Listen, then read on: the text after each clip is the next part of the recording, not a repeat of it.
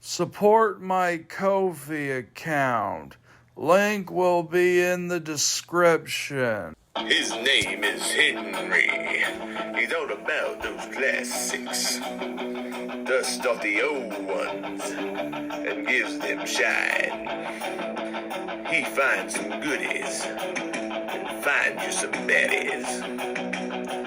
And reviews ones folks from forgot. His name is Henry. He's over the Can't be done, I tell you. Can't be done. 20th century reviews are here. 20th century reviews are here.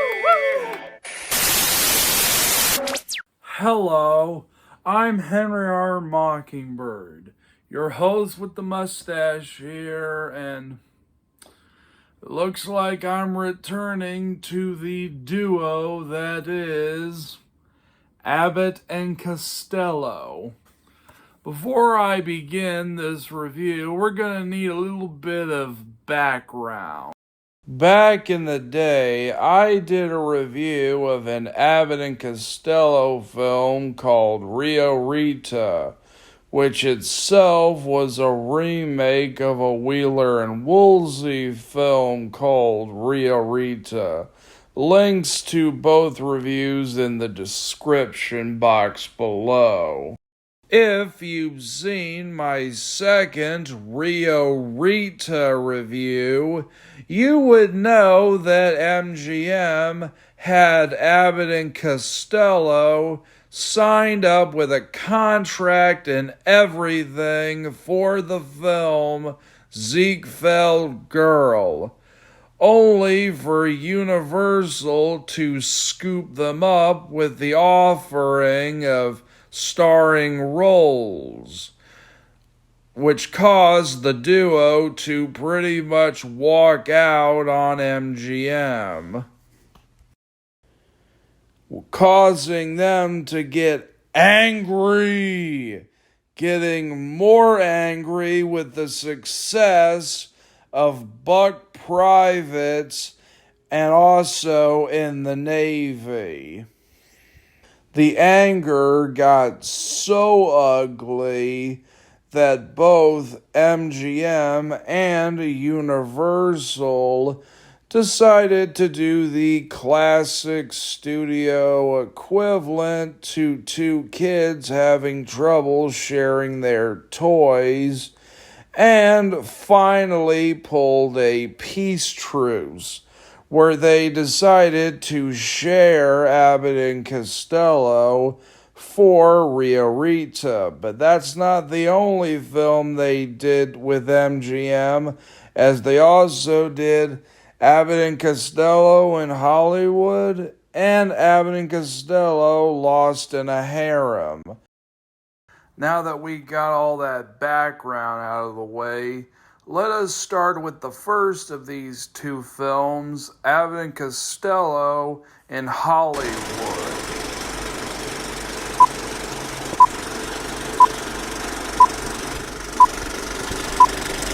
Two bumbling barbers, Abbott and Costello, act as agents for an unknown singer and stage a phony murder to get him a movie role. So, what do I think of Abbott and Costello in Hollywood?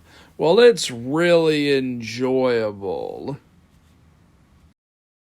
The film was directed by S. Sylvan Simon, who had already worked with the duo on their previous MGM film, Rio Rita. Outside of working with Abbott and Costello on Rio Rita, he also worked alongside the likes of Lucille Ball in Her Husband's Affairs, as well as Red Skelton in the film The Fuller Brush Man. Filming took place in April 10th to July 1st, with the duo having to return to Universal in July to do retakes on their film with Universal, The Naughty 90s. The film is also known for having stars starring as themselves, including Rags Raglan, who appeared in De Perry Was a Lady, Girl Crazy, and Caterville Ghost. Preston Forrester, who appeared in films like Dr. X, as well as I'm a Fugitive from a Chain Gang, and The Last Days of Poland, as well as Elmer the Great, starring Jolie Brown, which I reviewed in the past, linked down in the description. And oh yeah, there was also Tomahawk, starring OG Lily Munster, Devon DeCarlo, as well as The Harvey Girls, starring Judy Garland. Another big name they had in there was Dan Stockwell, who appeared in Blue Velvet, The Player, as well as other such films like Dune, Beverly Hills Cop 2, as well as Lucille Ball being in there. And her popularity as part of the I Love Lucy show should speak for itself. It's so tasty, too. Just like candy. You know, this stuff tastes pretty good once you get used to it. When the film finally came out, it got pretty good reviews, as well as our favorite critic, Bosley Crowder of the New York Times, praising the comedic set pieces. Variety was a bit more lukewarm towards the film, but overall they got wonderful reviews, as well as being featured on the sequel to That's Entertainment. That's Entertainment Part 2.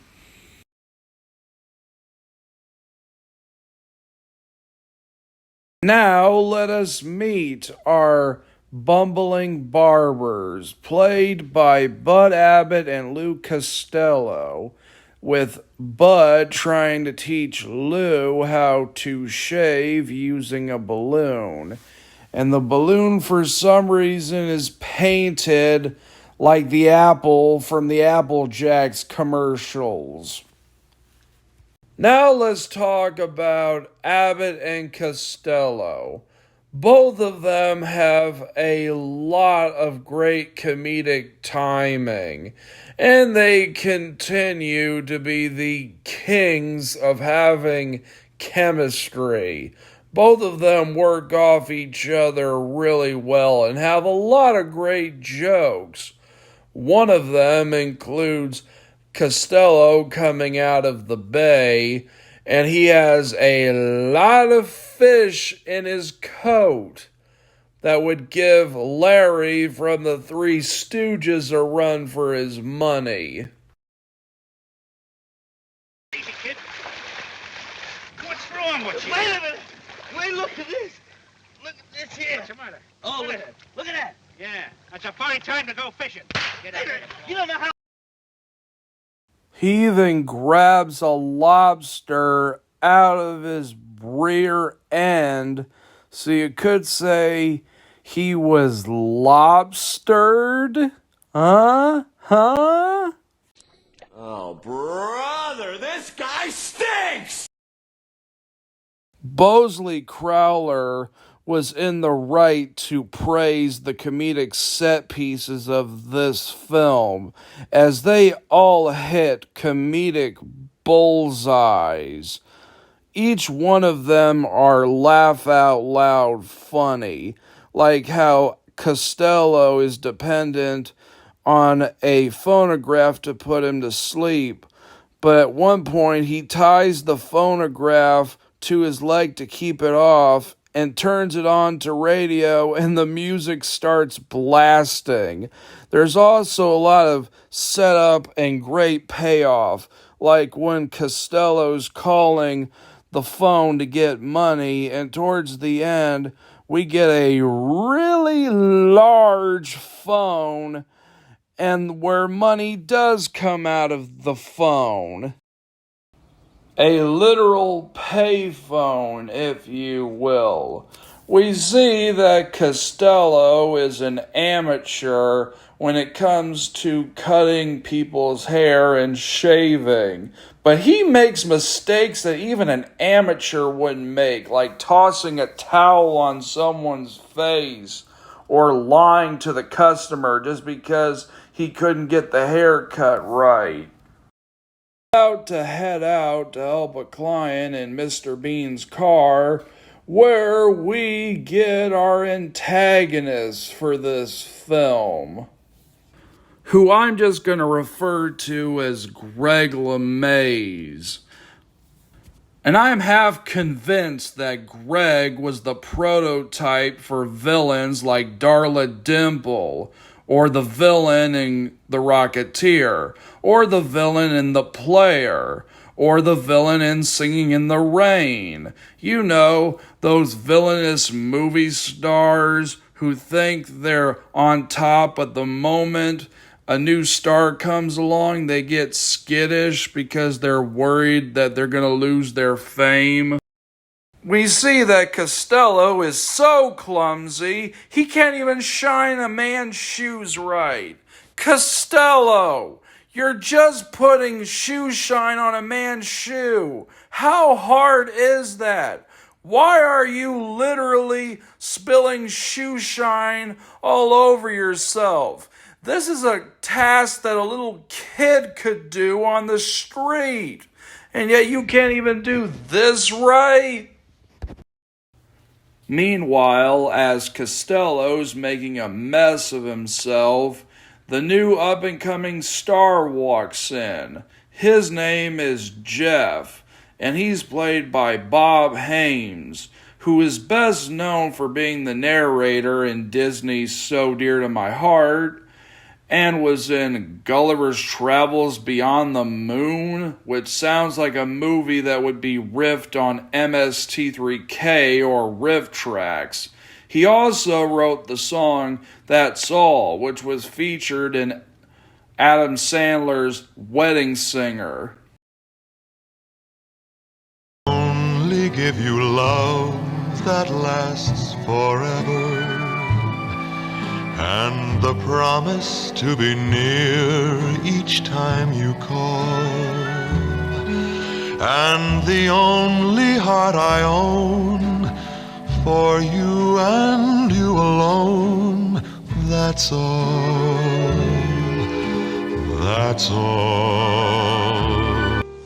I can only give you love that lasts forever, and a promise to be near each time you call. We find out in this scene that Jeff is an up-and-comer who hasn't had the best of luck trying to find his big break. But the agency gives him a chance, where we see Blossom Rock as the secretary, a.k.a. Grandmama. No, seriously, that's Grandmama from the Addams Family. I don't like girls. Well, you can't marry a vaporizer. I had to look at this scene again because I didn't recognize her the first time I watched it. And I've seen this film several times. We also find out in this scene that Jeff is a pretty good singer. Let's listen. As I remember you, I think of all the foolish things we used to do.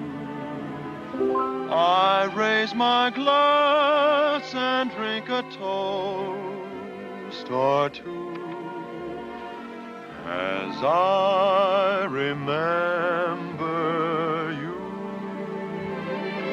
After the discovery that the agency was going to betray Jeff, Abbott and Costello become Jeff's agent, and they head to Mammoth Studios to get him the part. Mammoth Studios is pretty much MGM in this film, and was referenced in Cats Don't Dance. We see the head of the studio, played by Donald McBride, who was also in films like Topper Returns and the Marx Brothers film Room Service and The Invisible Woman, not to be confused with the Invisible Woman from Fantastic Four. While Abbott and Costello are waiting for Jeff, they sneak their way onto the studio backlot. And for some reason, Costello does not recognize that that's Abbott wearing a cop's uniform and thinks he's a guard. Well, I can't be too angry at Abbott, given how he is pretty oblivious at not knowing other people wearing disguises. Like when Greg wears the fakest, phoniest beard I've ever seen. I mean, Costello's inability to comprehend that there's another person in a disguise is on par with the Teenage Mutant Ninja Turtles. In fact, this is so dumb that I'm just going to use this clip from Jacob Martin's Mufasa the Lion King review. This is dumb. This is dumb. This is dumb. This is dumb. This is dumb. This is dumb. This is dumb. We get our first cameo, that being Lucille Ball, pre-I Love Lucy. She only makes a brief cameo in this scene and then never appears again, but she does stand out. Meanwhile, while taking part in some Scooby-Doo shenanigans, Costello finds himself in the set of a school, where he meets these two smart aleck kids, always throwing wise cracks at him. And the wise cracks that they make towards Costello is pretty funny. I especially love this boy who's picking apart Costello, telling the story of Little Red Riding Hood like he's Cinema Sins. Let us talk about this film's final climax, and it is utterly insane. It's pretty much a chase scene between Greg and Costello, and the whole backdrop is the movie set and the filmmakers filming the musical number, with them deciding to blow it up. I'm pretty sure that's how Michael Bay films his movies. And Greg and Costello, looking like the Devo crew, recognize each other, and Costello heads for the hills while a song plays. Let's listen to it. To Marines and to the Air Corps, you'll find scenes that make the air more fun. Fun along the Midway. Those who wear a sailor suit can join the fun and nail one cute and have lots of fun on the Midway. And those from the north or from the south must never be down in the mouth. Just come. Don't let this humdrum world get you down. It's a treat to be around the fun on the wonderful.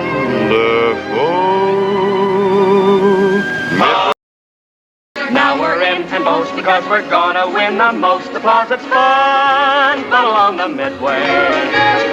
Step inside, she never fakes it. There's a ride that really makes it fun on the wonderful Midway. If you come and play a game of dodge 'em, Take a good aim and dislodge 'em. Come, don't let this heart grow. We'll get you down. It's a treat to be around the fun of the wonderful Midway. There is so much crap that happens during this whole musical number. Like Costello pretending to be a gypsy only to throw water in Greg's face, and Costello hiding in the roller coaster to hell. Seriously, this is like a whole ride at an amusement park. You mean like at Universal Studios? Cha-ching. Do not ever play that clip for the love of Mike. Greg is about to knock Costello's block off only for the roller coaster to come rolling by. And Costello and Greg try to duke it out. The dummy grabs the dummy by the head, and then Costello lands on a pole.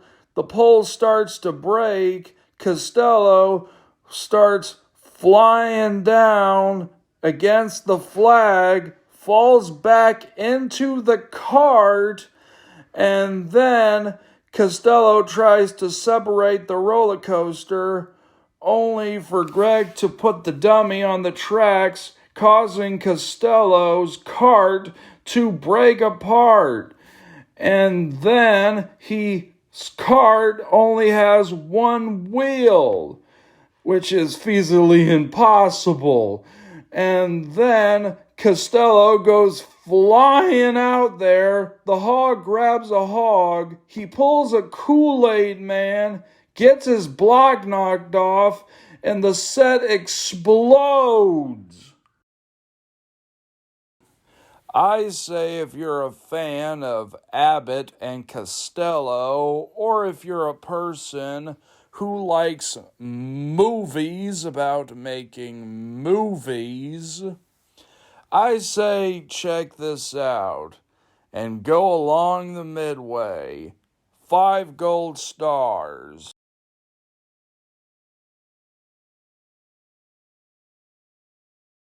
Well, that's pretty much all I have to say about Abbott and Costello in Hollywood.